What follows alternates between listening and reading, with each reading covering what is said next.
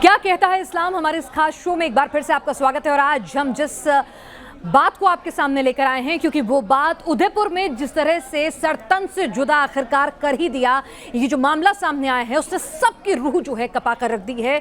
बार बार सवाल उठ खड़ा हुआ है कि आखिर ये शिक्षा कौन दे रहा है। क्या वाकई में इस्लाम में ये कहा गया है कि मोहम्मद साहब का अपमान किया तो देनी होगी जान, सरतन से जुदा हो जाएगा? और ये कहने वाले कौन लोग हैं? क्या ऐसा कहीं लिखा है? क्या ये सजा आप खुद दे सकते हैं, कोई भी दे सकता है, या आपको उस देश का कानून मानना होगा? ये गलतफहमी लोगों के बीच कहां से आ रही है? तमाम चीजों पर हम बातचीत करेंगे। क्या कुछ इस्लाम कहता है जानने की कोशिश करेंगे। हमारे साथ वरिष्ठ जो तमाम इस्लाम के चिंतक हैं, जानकार हैं, स्कॉलर्स हैं, वो हमारे साथ इस वक्त मौजूद हैं। हमारे साथ सबसे पहले आपको बता दूं, मुफ्ती वजाद कासमी साहब इस वक्त मौजूद हैं, इस्लामिक स्कॉलर हैं। हमारे साथ एक्स मुस्लिम आज़ाद इस वक्त हैं, और वकार भट्टी हैं, राजनीतिक विश्लेषक हैं, इस्लाम के जानकार हैं। सबसे पहले मुफ्ती वजाद साहब, एक बार फिर से ये सवाल लेकर मैं आई हूं अपने शो क्या कहता है इस्लाम में। क्या वाकई में पैगंबर साहब का, अगर किसी ने, मोहम्मद साहब का किसी ने अगर अपमान कर दिया, गलती से गुनाह हो गया, तो क्या इसकी सजा सिर्फ सजाए मौत है, सरतन से जुदा है, और वो कोई भी कर सकता है जिसका मन आए?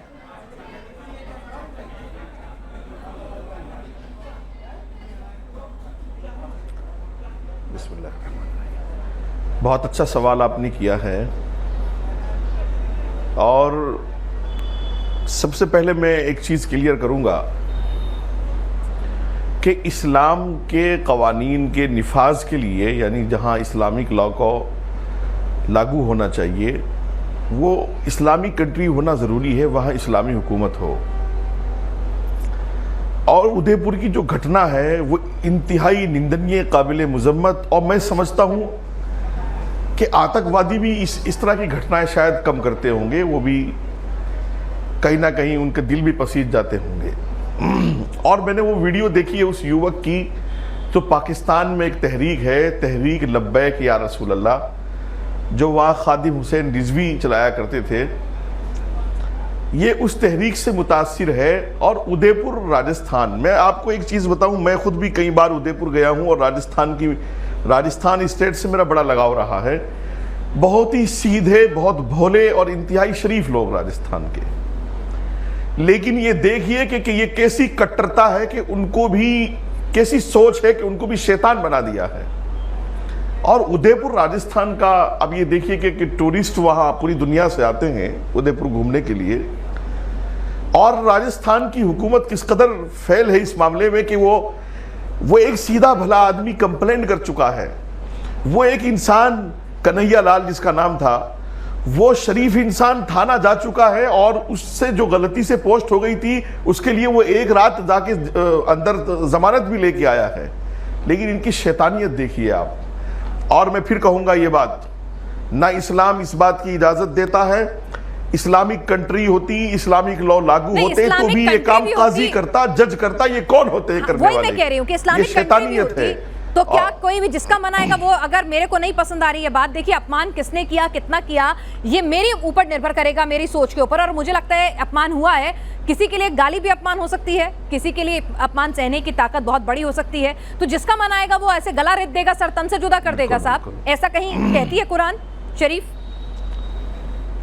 मैं वही बात, मैं उसी बात का जवाब दे रहा हूं कि आम आदमी को इस्लाम ने कहीं कोई हदीस की किताब ले आए, कोई कुरान की तफसीर ले आए, पूरी दुनिया में जितने उलमा, इस्लामिक स्कॉलर अभी जिंदा है, ये इन 1450 सालों में मर गए हैं बड़ी बड़ी किताबें लिखकर, कहीं नहीं लिखा हुआ कि इस्लामिक कंट्री होने के बाद भी एक मुसलमान इस तरह की हरकत करेगा। और मैं आपको फिर कह रहा हूं, ये हिम्मत मेरे अंदर है। आज देख लेना कि ये युवक जब NIA की जांच करेगा, इधर इसका कनेक्शन आएगा पाकिस्तान से, और पाकिस्तान की तहरीक लब्बैक या रसूलुल्लाह से, उन आतंकवादियों से जो रात दिन यहाँ हिंदुस्तान और हिंदुस्तान की हुकूमत को गालियां दे रहे हैं। और एक तरफ ये उदयपुर शहर जो है वो 100 का 100% जो है वो आला हजरत के खानदान से जुड़ा हुआ है। तौकीर रजा जिस तरह की बातें करते रहे हैं, तो ये जो सुन्नियत के लोग हैं, ये तौकीर रजा से भी कहीं ना कहीं बहुत ज्यादा अंदर खाने जुड़े हुए रहे।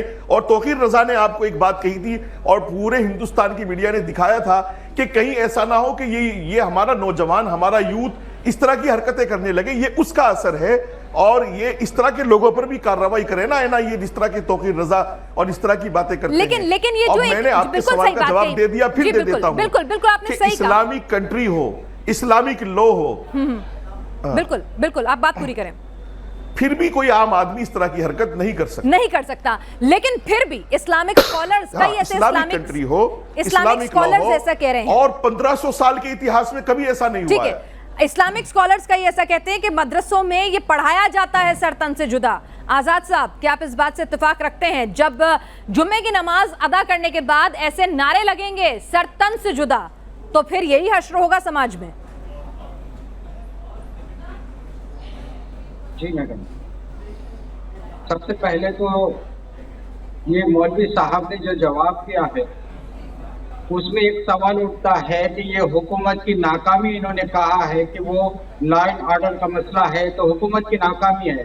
तो मेरा सवाल इस्लामिक स्कॉलर से है कि ये मदरसे जो अपनी कम्युनिटी से भी चंदा लेते हैं, गवर्नमेंट से भी मदद लेते हैं और चलाते हैं, तो इसका मकसद क्या है? अगर मुसलमानों में इस्लाम समझाना अगर है तो सबसे बड़े फेल तो ये है, क्योंकि 50 घटनाएं भारत में हो चुकी है, तो इन मदरसों का क्या काम है जब ये सही से इस्लाम नहीं पेश कर सकते?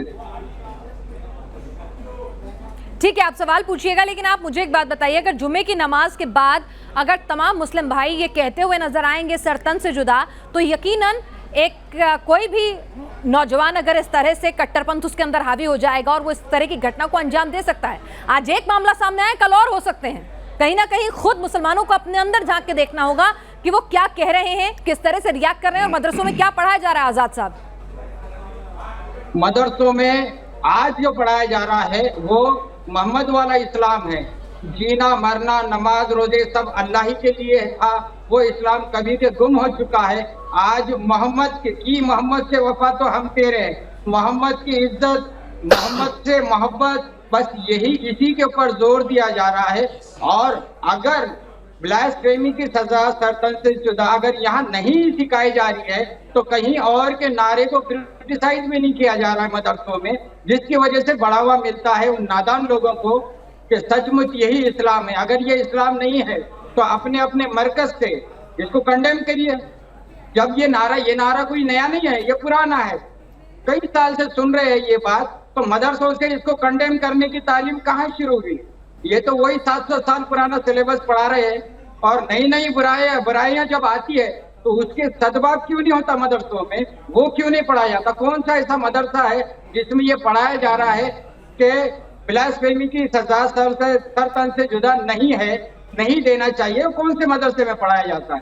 ठीक है, वकार भट्टी साहब, वकार भट्टी साहब, आजाद साहब कह रहे हैं कि कहीं भी ये नहीं कहा जाता कि मोहम्मद साहब के अपमान की सजा जो है, गुस्ताखी अगर हो गई उनकी शान में तो उसकी सजा सरतन से जुदा नहीं है।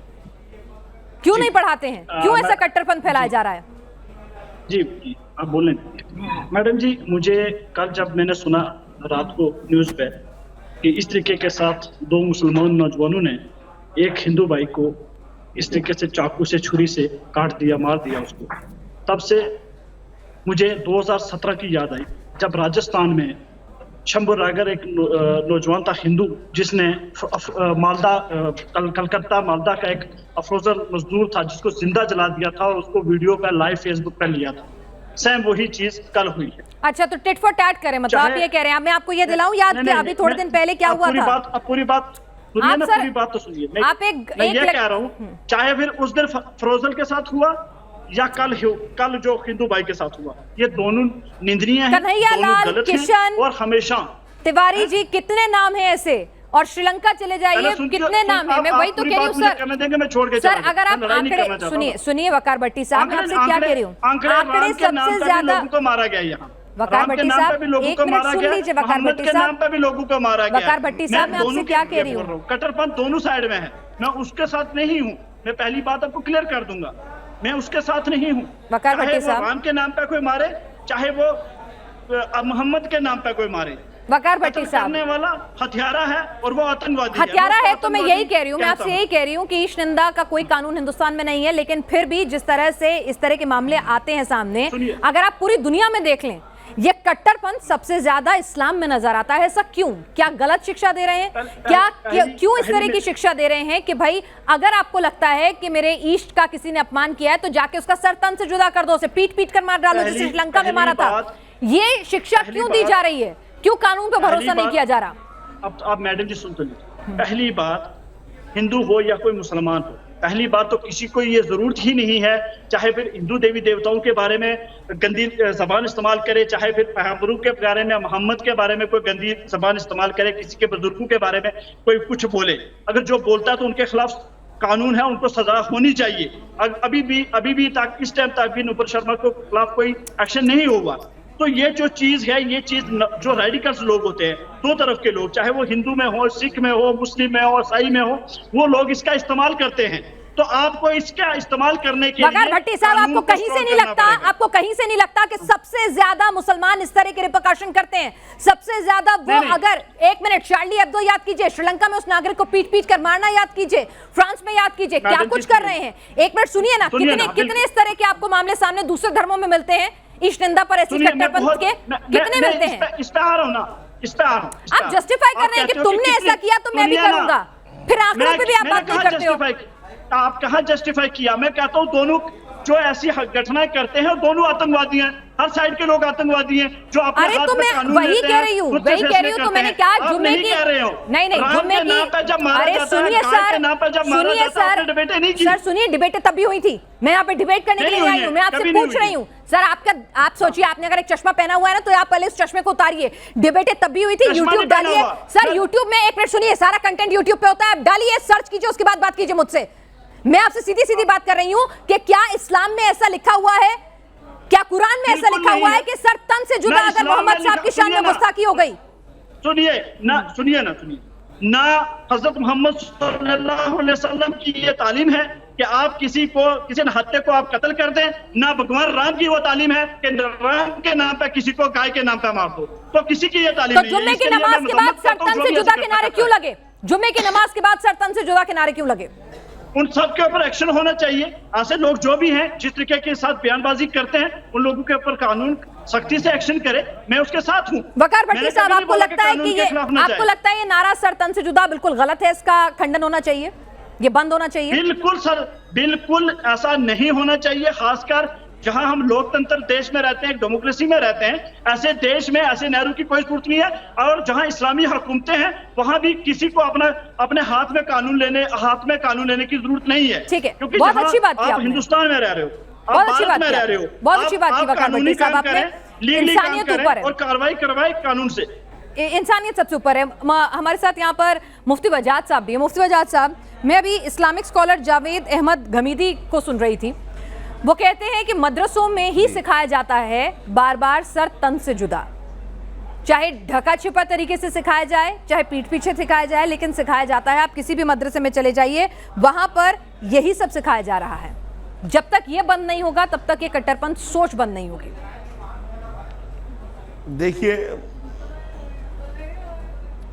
देखिए मैं बता रहा हूं आपको कि पिछले 10-15 सालों में पाकिस्तान में एक तहरीक बनी थी, उसका नाम था तहरीक लब्बैक या रसूल अल्लाह। और उस वक्त के वहाँ के एक मौलवी खादिम हुसैन रिजवी उसको चलाते थे, अब उनका बेटा चलाता है, उनकी डेथ हो गई है।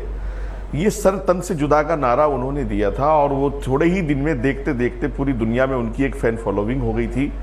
और ये जो मैं देख रहा था इस लड़के की वीडियो, इसने भी यही नारा लब्बैक या रसूल अल्लाह कह करके ये सब काम किया है। यहाँ तक कि हमारे देश के पीएम इज़्ज़त महाब वाली जनाब वज़ीर आज़म नरेंद्र मोदी जी के लिए भी अपशब्द कहे हैं, बहुत सारी बातें। तो ये बहुत हिम्मत की, जुर्रत की या पागलपन की, दोनों में से एक बात हो सकती थी।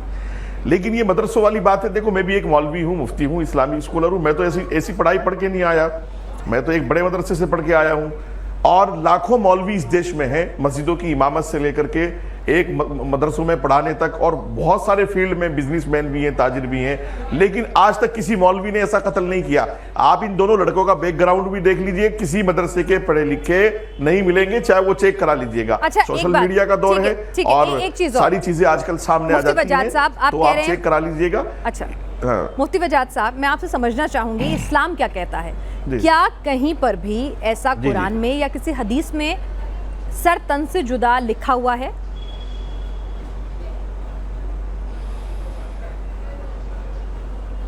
नहीं नहीं, मैं बता तो रहा हूं, मैंने अभी सबसे पहले जब बात शुरू की इसी का जवाब दिया कि ये पाकिस्तान की एक आतंकवादी संगठन है जिसने 15 साल पहले ये नारा दिया और पूरी दुनिया में ये नारा फैल गया। इस्लाम इस तरह की बातें ना करता है, अगर इस्लाम करता तो ये 1450-1500 साल से चली हुई आ रही होती और ये एक परंपरा बन जाती, लेकिन ऐसी कोई बात नहीं। लेकिन मैं फिर कहूंगा, हाँ कट्टरपंथी हैं और कट्टरपंथ की वजह से ये यहां तक नौबत आ गई है। अगर ये कट्टरपंथी ना होते हमारे मजहबी स्कॉलर तो इस तरह की नौबत ना आती आज इस देश में। और फिर मुझे इस बात पर ताज्जुब ज्यादा है, देश को छोड़ यूपी में होता, बिहार में होता, बंगाल में होता तो मैं समझता कि वहां मौलवी मदरसे कट्टरपंथ। उदयपुर राजस्थान एकदम शांति, एकदम सुकून, भोले शरीफ इंसान है एकदम राजस्थान के। मैं समझ लीजिए कि 20 साल से मैं राजस्थान में जो है जग जग घर घर शहर शहर सिटी सिटी गया हूं तो मैंने ऐसे भोले लोग कम देखे हैं। अगर वहां भी इतना कट्टरपंथ आ गया तो हम सबको ये सोचने का विषय। एक बात मैं और कहूंगा कानूनी तरीके से, मुझे पैनलिस्ट दूसरे मेरे साथी बोल रहे थे, आवाज कम आ रही थी, इसमें एक मिस्टेक और हुई है। जब उनकी तरफ से बात थाना पुलिस चली गई थी, कानून के अंदर आ गई थी, तो वो उनकी जो है कन्हैया लाल जी जिनकी डेथ हुई, जिनको मारा गया है, उनको मारना का शब्द कम है, आतंकवादी ये समझिए आतंकवादी घटना है, ये हत्या तो छोड़ दीजिए, आतंकवादी घटना है। इसमें वहां के एसएसपी को और सस्पेंड होना चाहिए और वहां के डीसी को सस्पेंड होना चाहिए। देखिए, एक हफ्ते से वो सुरक्षा की मांग कर रहे थे, उनको बराबर धमकाया जा रहा था, 6 दिन तक उनकी दुकान बंद थी। बिल्कुल, मैं आपकी बात से 6 दिन तक दुकान बंद थी, 7वें दिन वो दुकान पे गए और मारे गए। मैं आपकी बात से इत्तेफाक रखती हूँ। इन बातों को न्यूज़ नेशन ने भी उठाया था कि आखिर कहीं ना कहीं इंटेल इनपुट की और पुलिस व्यवस्था की भी कहीं ना कहीं लापरवाही है। लेकिन ये सिर्फ उदयपुर का मामला नहीं है मुफ्ती साहब, मामले कई जगह और भी ऐसे सामने आते हैं। फेसबुक पोस्ट पर किस तरह से फेसबुक पोस्ट थी, तो उसके बाद जब उस खून की, उस मर्डर की जांच हुई तो पता चला उसमें भी 2 ऐसे ही लोग हैं जो कट्टरपंथ की वजह से सत्या को अंजाम दे रहे थे। किशन, आपको याद होगा, किशन भरवाड़। तो इस तरह के कई मामले जो हैं वो हाल फिलहाल में सामने आ रहे हैं। मेरी बहन, मैं एक 30 सेकंड और चाहता हूं मैं आपसे। मेरी बहन, देखो सुनो, उदयपुर बहुत दूर है, मैं यहां दिल्ली शहर में रहता हूं। मैंने दिल्ली पुलिस को 4 साल पहले से लेकर और अब तक लगातार 1000 से ज्यादा स्क्रीनशॉट, तमाम सोशल मीडिया के, तमाम चिट्ठियां, तमाम कॉलेज देश विदेश से आने वाली जमा करके दी है और दिल्ली पुलिस अपने मामले में एक्टिव है। दिल्ली पुलिस ने उस पर कार्रवाई की और जैसे मैंने शुरू दिन से दी है वो कार्रवाई हो रही है। तो राजस्थान पुलिस कहां सो गई थी कि उसकी बिल्कुल हत्या, आज ये कार्रवाइयां करते हैं, कोई माने नहीं रखती, जा चुका है दुनिया से, लगातार उसके बच्चे यतीम हो चुके हैं। लगातार हमारे चैनल पर ये खबर उठा रहे हैं, सवाल भी उठा रहे हैं, लेकिन क्या कहता है इस्लाम मेरे शो में ये कोशिश है, शो के जरिए, कि कई बार लोग सोचते हैं कि भाई इस्लाम में कई बार लोगों को इस तरह से गुमराह कर दिया जाता है कि भाई कुरान में लिखा है कि अगर मोहम्मद साहब का अपमान किया तो फिर जान देनी होगी, फिर सर तन से जुदा करना होगा। यहाँ तो ये नारा किसी और ने दिया था अपने एजेंडा के तहत, जबकि कुरान में ऐसा आजाद साहब लिखा ही नहीं है। क्या आप मुफ्ती साहब की बात से इत्तेफाक रखते हैं कि कहीं भी इस्लाम में यह नहीं कहा गया है कि अगर पैगंबर साहब की शान में गुस्ताखी होगी तो सर तन से जुदा होगा, उस शख्स की जान देनी होगी, सजाए मौत होगी, माफी की कोई गुंजाइश नहीं होगी? ऐसा कुरान में, हदीसों में, इस्लाम में कहीं नहीं कहा गया है। सही कह रहे हैं मुफ्ती साहब? आजाद जी बताइए। जी मैडम, सबसे पहले तो मौलवी साहब की जो बात है कि कई दिनों से उनको धमकी मिल रही थी कन्हैया लाल को और वो पुलिस में कंप्लेन भी करे थे, तो मेरा इस चैनल के माध्यम से एक सवाल है मुस्लिम स्कॉलर्स को भी, या तो कह दो कि हमारा कोई पर्सनल लॉ नहीं है और मस्जिद मुसलमानों का मरकज नहीं है, या फिर उसकी नुमाइंदगी अदा करो। जैसा एक ये जिम्मेदारी पुलिस स्टेशन की भी थी कि उसको हिफाजत पहुंचाते, उसी तरह दूसरी जिम्मेदारी मस्जिदों की थी कि इस्लाम के नाम पर एक गलत हरकत हो रही है तो इसको अंजाम तक पहुंचने से पहले उनकी रहनुमाई करते। आखिर चंदा किस बात का लेते हैं?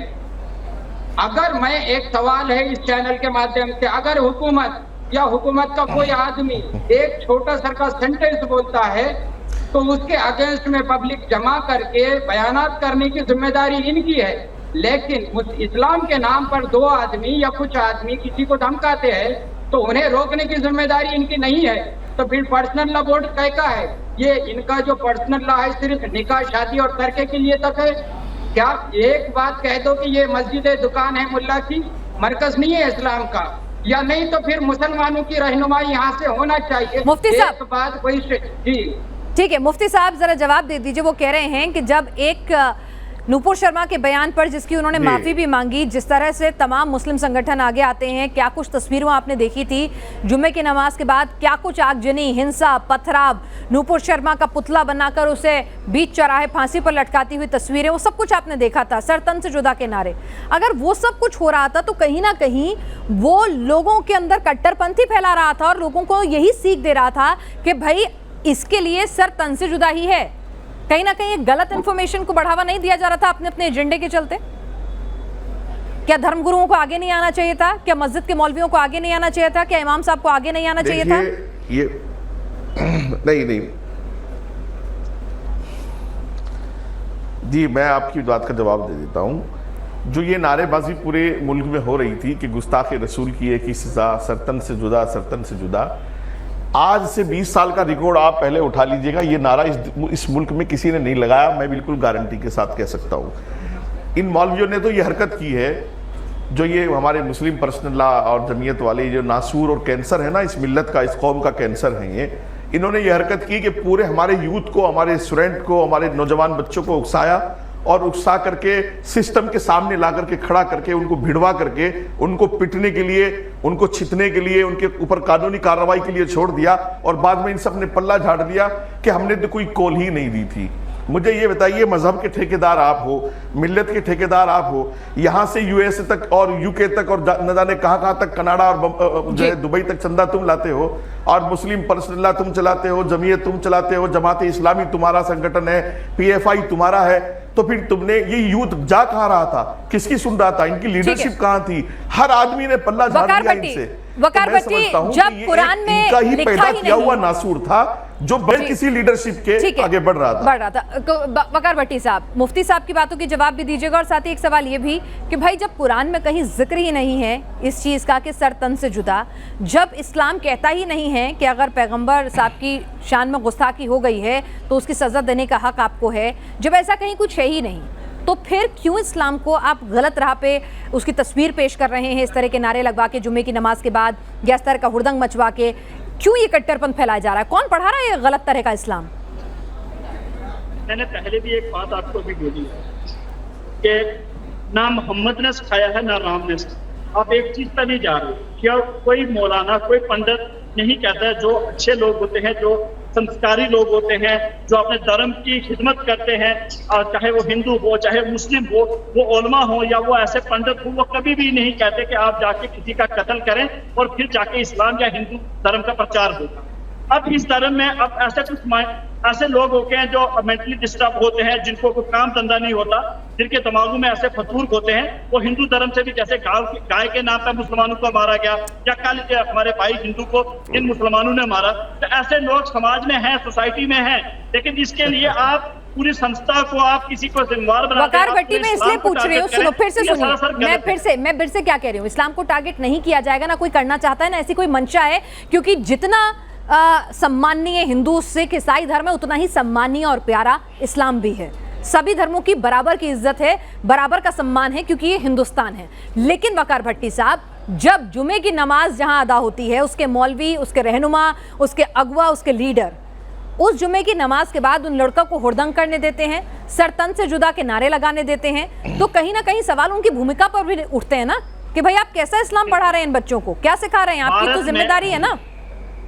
दुनिया भर में आप ऐसी छवि चाहते हैं कि इस्लाम की ऐसी छवि दुनिया में जाए? वो तस्वीरें दुनिया भर में गई। दुनिया की, भारत की बात करता हूँ, अगर भारत में 20 से 25 करोड़ जो मुसलमान हैं, उसमें कई जगहों पे कुछ चंद मस्जिदों के बाहर ऐसे अगर स्लोगन लगे, ऐसे नारे लगे, तो उस पर आप जज नहीं कर सकते कि पूरे भारत के उलमाओं ने हर मस्जिद के बाहर ऐसे नारे दिए हैं। जो अभी कुछ लोगों ने बोला, अभी जैसे एक ने आपने बोला कि क्या इस्लाम कभी नहीं कहता, ना कुरान कहता है, ना हदीसें कहती हैं। नबी करीम सल्लल्लाहु अलैहि वसल्लम की कई हदीसें हैं जहां उनके ऊपर पत्थर मारे गए, जहां उनको गालियां दी गई, यहूद से काफिरों ने जहां उनके ऊपर तंग किया, परेशान किया, लेकिन वो मुस्कुरा के चले जाते थे, उन्होंने कभी जवाब नहीं दिया। ऐसी हदीसें भी है और कुरान में भी अल्लाह ने फरमाया, कई आयतें कुरान की आयतें, मैं कुरान का इस्लाम का स्कॉलर नहीं हूँ, बस मैं इतना कहता हूँ कि गलत जो भी करता है उसको सजा दीजिएगा, सख्त सख्त सजा दीजिएगा, उसमें धर्म नहीं बीच में आना चाहिए, किसी रिलीजन को टारगेट नहीं करना चाहिए। ठीक है। जो क्रिमिनल माइंडेड इंसान है, जो आतंकवादी है, उसको सजा मिलनी चाहिए। मुफ्ती वजाद साहब, कहीं ना कहीं कि नूपुर शर्मा के बाद जिस तरह से हंगामा हुआ, जब आप कह रहे हैं कि खुद आप वकार भट्टी साहब, देखिए मेरी जानकारी तो नहीं है क्योंकि मैं इस्लाम को बहुत ज़्यादा समझती जानते नहीं हूँ, आप सब लोग धर्म से जुड़े हुए हैं, स्कॉलर्स हैं, ज़्यादा मुझसे पढ़े हुए हैं। वकार भट्टी साहब की बात से ही बात को आगे बढ़ाते हुए पूछूंगी कि अगर खुद जब ईस्ट जो हैं आपके, उन्होंने अपने ऊपर पत्थर खाकर भी अपने ऊपर पत्थर मारने वालों को माफ़ किया, वो पत्थर सहे, वो सहना सिखाते हैं, तो फिर आखिर ये कौन लोग हैं जो इस्लाम को बदनाम करते हुए जुमे की नमाज के बाद हुड़दंग मचाते हैं, नूपुर शर्मा को माफ़ी देने की बजाय उनका सर तन से जुदा करने की बात करते हैं? ये कौन लोग हैं जो इस्लाम को बदनाम कर रहे हैं और क्यों कर रहे हैं, और इन पर किसी तरह की रोक क्यों नहीं लग रही है? कोई आगे आके क्यों नहीं कहता है कि भाई जब नहीं लिखा है, जब हमारे ईस्ट ने कहा था, हमारे अल्लाह ने कहा था कि माफ करते चलो, तो ये सर तन से जुदा करके इस्लाम को बदनाम क्यों करवा रहे हो?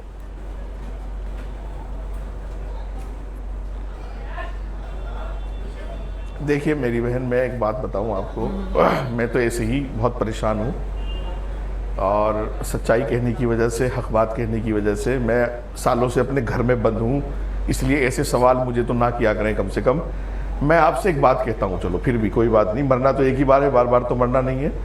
मैं आपसे ही पूछता हूं एक सवाल, और न्यूज़ नेशन की जिम्मेदारी पर यह सवाल छोड़ता हूं मैं, और इन पूरे 20-25 करोड़, और बल्कि मैं कहता हूं पूरे एशिया के मुसलमानों से ये सवाल है। मैं नूपुर शर्मा की खुदा की कसम बिल्कुल हिमायत नहीं कर रहा हूं।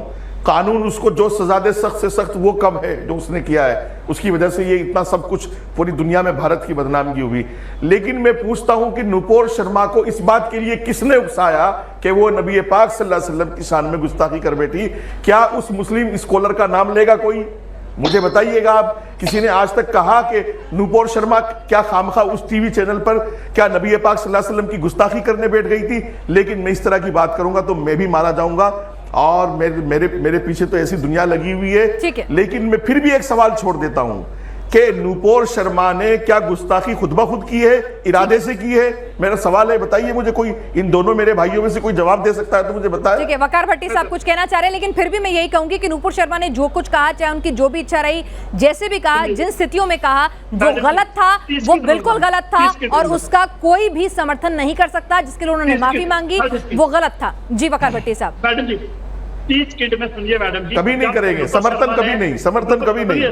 सुनिए मौलवी साहब, जब नूपुर शर्मा ने ऐसी स्टेटमेंट दी, उसके एक दिन पहले मुझे जम्मू की पुलिस ने कश्मीर से गिरफ्तार करके जम्मू लाया, इसलिए क्योंकि मैंने ज्ञानवापी मस्जिद के ऊपर एक ट्वीट किया था। उस पर मुझे 4 दिन पुलिस ने कस्टडी में रखा, 5 दिन में रहा, कोर्ट से जमानत लेके मैं बाहर आया।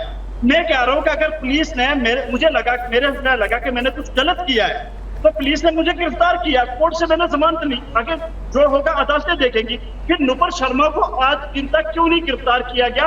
इसकी वजह से देश जला। देखिए ठीक है वकार भट्टी साहब, ठीक है आपके अपने सवाल सही है, लेकिन हिंदू मरा, इसकी कातिल नूपुर शर्मा है पहले। लेकिन वकार भट्टी साहब, मैं यहाँ पर बात नहीं कर रही हूँ किसकी वजह से हुआ। हिंदुस्तान कानून से चलता है और सारे दुनिया कानून से चलती है, और जब कुरान में ही नहीं लिखा है सरतन से जुदा, तो फिर ऐसे करके इस्लाम को बदनाम क्यों करना? यहाँ पर नूपुर शर्मा को हम डिस्कस नहीं कर रहे हैं, हम ये कह रहे हैं कि इस्लाम क्या कहता है, क्या वाकई में ऐसा कुछ सजा का वहां पे प्रावधान है? आजाद साहब, एक आखिरी क्लोजिंग रिमार्क आपसे लूंगी। जैसे कि इन दोनों ने इस्लाम पढ़ा है, हालांकि आप अब एक्स मुस्लिम हो गए हैं, लेकिन फिर भी आपने धर्म को बहुत करीब से। मैडम जी एक्स मुस्लिम मत क्या करिए, ठीक है नाम है तो वकार भट्टी साहब, वकार भट्टी साहब एक सेकंड, वो किसी ठीक है वकार भट्टी साहब, आप ये मुझे तय करने दीजिए, आप मुझे तय करने दीजिए। आपने कहा आप राजनीतिक विश्लेषक है, मैंने वो बोला ना आपको, मैंने बोला ना वो आपको, वो बोला ना आपको। ठीक है, एक मिनट आजाद साहब जरा आप मुझे सिर्फ इतना बता दीजिए कि आपने जितना इस्लाम को समझा है, एक सेकंड आजाद साहब, आपने जितना इस्लाम को समझा जाना है उसके हिसाब से क्या कहीं आपको लगता है कि इस्लाम ये सिखाता है कि अगर मोहम्मद साहब की शान में गुस्ताखी हो जाए, कोई गुनाह हो जाए, तो उसकी सजा सिर्फ और सिर्फ सजाए मौत है, और वो कोई भी दे सकता है, तुम्हारा फर्ज है कि उसको वो सजाए मौत दो? जी मैडम, 2 बातें मैं कहूँगा। सबसे पहले ये कि मौलवी साहब ने कहा है कि मैं नूपुर शर्मा की हिमायत नहीं कर रहा हूँ, लेकिन मैं ये कह रहा हूँ कि जब तक के उलमा हजरत नुपुर शर्मा के बयान को ब्लास्फेमी साबित नहीं करते, हम नुपुर शर्मा की हिमायत करेंगे। अगर वो ब्लास्फेमी साबित करते हैं तो हुकूमत जो सजा देंगे, हुकूमत की सजा को भी हम एग्री करेंगे, लेकिन ब्लास्फेमी साबित होने तक हम उनकी हिमायत करेंगे नुपुर शर्मा की। दूसरी लेकिन आपको बता दूं कि न्यूज नेशन नुपुर शर्मा के बयानों का खंडन करता है। हम किसी भी तरह से उस बयान का समर्थन नहीं करते। हमारे लिए अल्लाह पाक बिल्कुल पाक पवित्र और सम्मानजनक है। हम उनके सम्मान में कोई गुस्ताखी नहीं करेंगे। आजाद साहब, आप अपनी बात पूरी करें और इसको फिर मैं कार्यक्रम को यहाँ पर खत्म करूंगी। जी तो आप नुपुर शर्मा से अलहदा होकर जो बात है उस पर आइए कि इस्लाम में कहीं कुछ ऐसा लिखा है कि अगर कोई मोहम्मद साहब की शान में गुनाह कर दे, ठीक है, मोहम्मद साहब की शान में गुनाह कर दे तो उसकी सजा सजाए मौत है। आजाद साहब, आप अपनी बात कंप्लीट करें पहले। मैं यही कह रहा हूँ कि वो जो बात थी वो छोड़ दीजिए। ये 15 साल से नारा चल रहा है, ये बात सही है, लेकिन ब्लास्फेमी के लिए कत्ल करने का जो कल्चर है ये 15 साल से नहीं चल रहा है। 50 मिसालें भारत की दी जाती है जो सिर्फ इस्लाम के नाम पर कत्ल हुए हैं। सिर्फ भारत में, पूरी दुनिया में कितने कत्ल हुए तो वो तो बेशुमार है।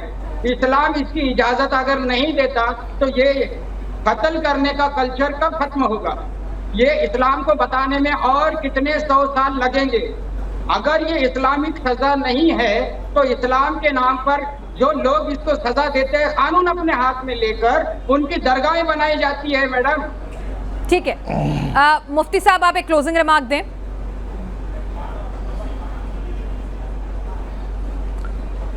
जी देखिए, मैं बताऊं आपको, हिंदू, सिख, ईसाई, मुस्लिम कोई भी हो, अगर कोई इंसान जो है गलत कार्य कर रहा है तो उसका मतलब ये नहीं कि उसको उसका मजहब उकसा रहा है। हो सकता है कि कुछ लोग मजहब का नाम लेकर के अपना जाती फायदे के लिए ये सब कर रहे हो, और ये बिल्कुल, मैं इस बात का बिल्कुल खंडन करूंगा और हजारों बार करूंगा कि हम नुपुर शर्मा की हिमायत करें, पूरी जिंदगी में कभी नहीं करेंगे। कानून अपना काम करे, हम कानून से यही मांग करेंगे कि उसको सख्त से सख्त सजा मिले जो ये हालात हो गए हैं।